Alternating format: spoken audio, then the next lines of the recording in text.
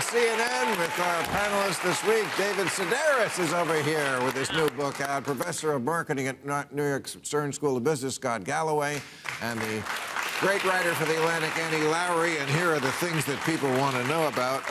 Okay, a group of conservatives recently said they want to create an AI chatbot of their own to combat liberal bias. Can we? Well, I've heard there was liberal bias. I've read that chatbot is a little woke. Can we expect AI to be used as a political weapon in the near future? I think it already is. I mean, it's funny that you create something that is supposed to be smarter than everybody and above it all, and immediately we're breaking down into, that's what it's gonna be. You're gonna have the liberal chatbot and the conservative, right? Yeah, and there's some myths. So, like traditional media, I think it's hard to argue that there isn't oftentimes a liberal bias because it's mostly overeducated people in urban centers. But with respect to new media and technology-driven media, there's no evidence that there's any sort of bias. They don't lean left, they don't lean right, they lean green. They're all about money. They really don't care. As a matter of fact, 7 of the 10 each day most viral pieces of content are usually from conservative commentators. So there's just no truth to the notion that at least online media has a conservative bias. I know people I'm sorry, a liberal bias, excuse me. Oh, all right. David, is there any material you wouldn't perform in red states? Oh. I think I've heard you say this before. I'll go to Oklahoma and people say, who was there? And it's like, everybody who didn't vote Republican is there. So I don't... Or some who did. I hope they all come. I welcome everybody in my... And I'm sure you do too. I don't like it. No. No? No, I do. But I don't like, like sometimes you do a show and you get a laugh from people and you think, that didn't feel right to me. I don't want to pander to the audience. No. I don't want to, so I'm happy to go to a red state. Right, and quite frankly, there is more to make fun of on the left in the last 5 years. I mean, I see it in your book too. People ask me that all the time. Why do you make fun of the left more? Because you're providing comedy for a comedian, that's why. It's the blue archipelago, right? All the cities are blue. If you just want to talk to Democrats, you just go to cities, right? Regardless of the state. Yeah. Right, exactly. I mean, Alabama. I played Mobile, Alabama, and some other... the only thing, you got to bring your own hotel, though, when you go to Mobile. One of the times I was in Alabama, I swear, there was a bass fishing something the same night, and I was going out to the show, and there was I swear to God, there was a large crowd walking one way that I could tell was for the bass fishing. I won't go into details. And then my crowd was going in the opposite direction, and it could have been any city in the country. So, I mean, and that's Alabama. Okay, what do you make of Xi and Putin's meeting? Well, boy, they exchanged friendship bracelets, didn't they? Xi and Putin. You go first, but then I will tell you. I think that's the biggest and scariest news of the week. While we're all scared about, I don't know, we're worried about trans swimmers or worried about our kid marrying a Republican, the real threat is an Axis power forming between Russia and China, and it should be scary.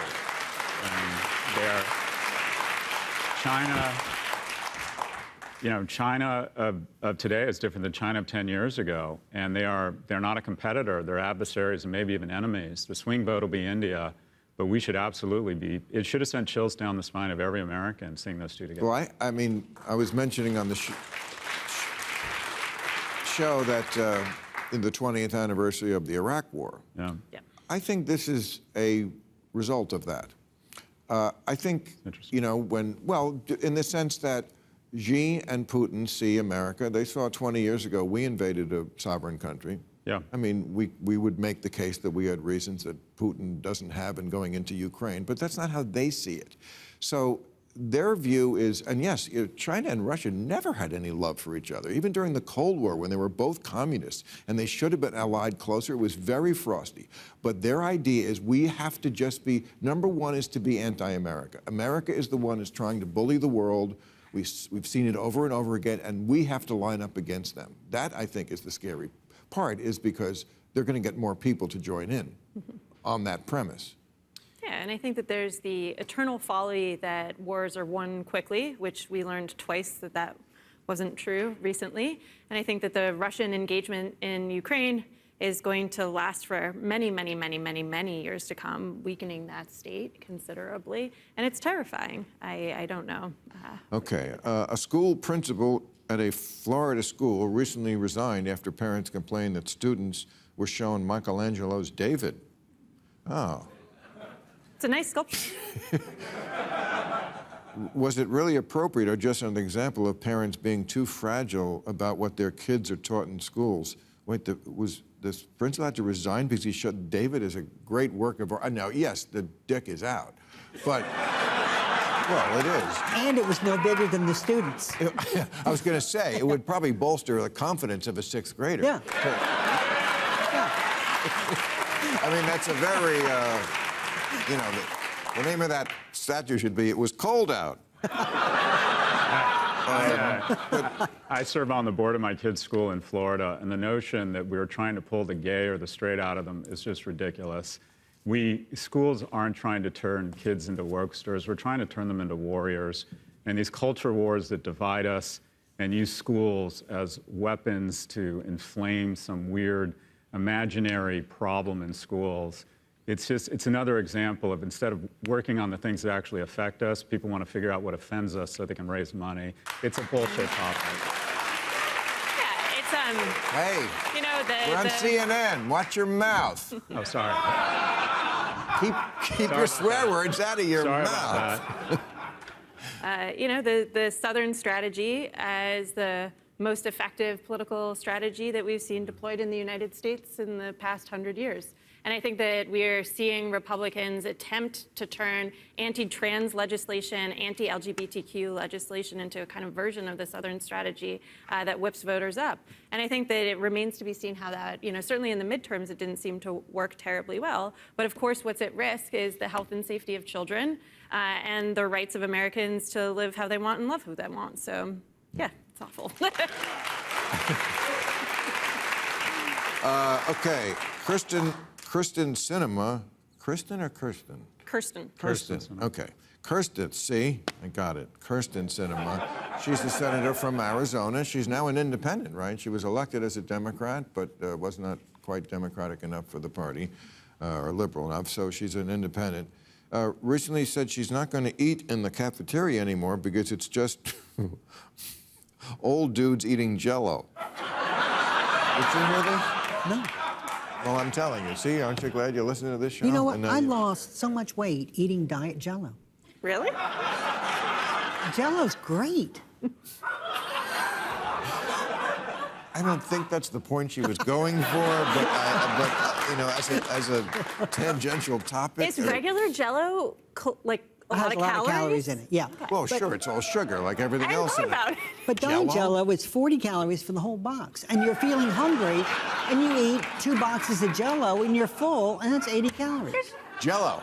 We drink it here on CNN. We haven't. Okay. All right. It's gotta be. Any thoughts on the old people drinking Jell-O? Because you're talking. I think what she was saying is that our elected representatives are probably not representative of America. The average age of an American is 38. The average age of an elected representative is 64, meaning every time someone like AOC is elected to Congress, someone else is dead. I mean,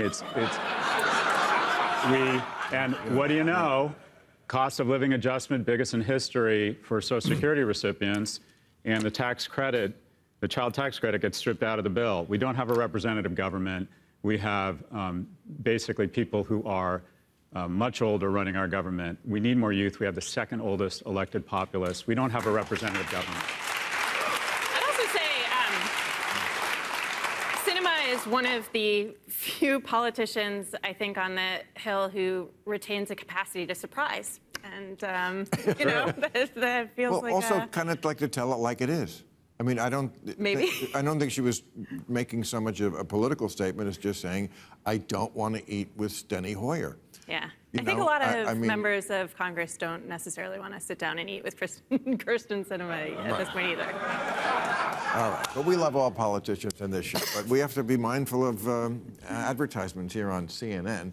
So eat your Jell-O, and we'll see you next week.